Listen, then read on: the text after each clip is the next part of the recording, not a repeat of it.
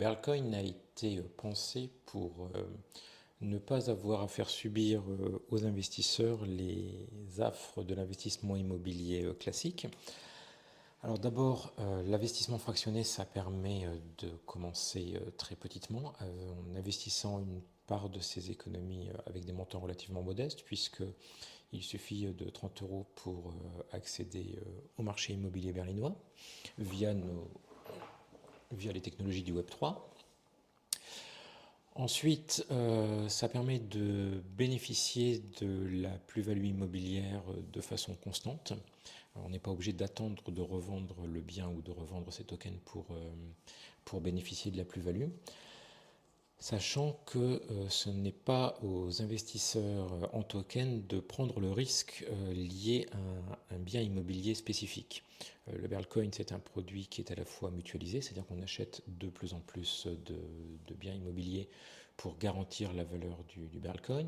Et surtout, la valeur de référence du Berlcoin est calculée à partir d'un index extérieur à la société qui émet le Berlcoin. Il s'agit du VDP Immobilien Price Index, qui est un index qui a été créé par l'association des banques allemandes.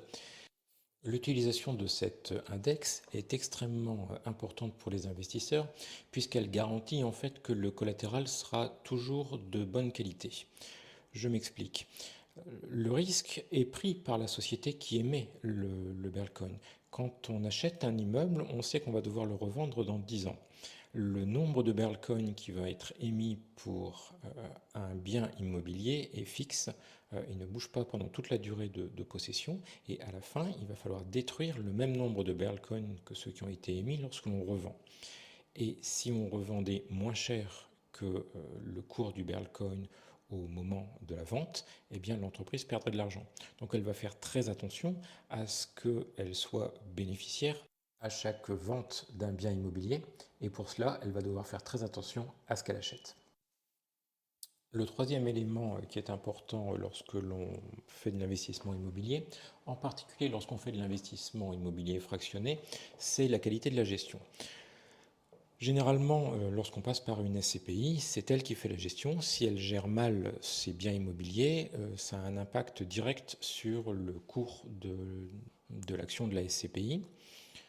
Ici, avec le Berlcoin, en fait, le risque est pris directement par la société qui émet le Berlcoin. Si elle gère mal ses biens, ça a un impact pour elle, mais pas pour les investisseurs.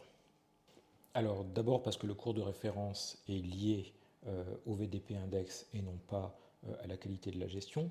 Et ensuite, lorsque l'on prend des contrats spécifiques de staking, je détaillerai après ce mode de fonctionnement, les revenus liés à cet investissement sur la durée de possession totale sont toujours fixes à l'avance. Vous savez que vous allez toucher 50% de votre investissement si vous investissez 5 Berlcoin sur une carte NFT patrimoine.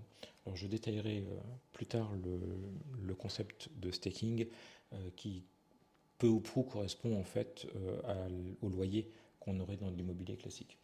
Donc au final, on a un produit qui a un rendement extrêmement intéressant. Le marché immobilier allemand croît depuis une dizaine d'années de façon constante et assez régulière. Le marché berlinois fait à peu près entre 9 et 9,5% de croissance annualisée sur les 5 dernières années, mais aussi sur les 10 dernières.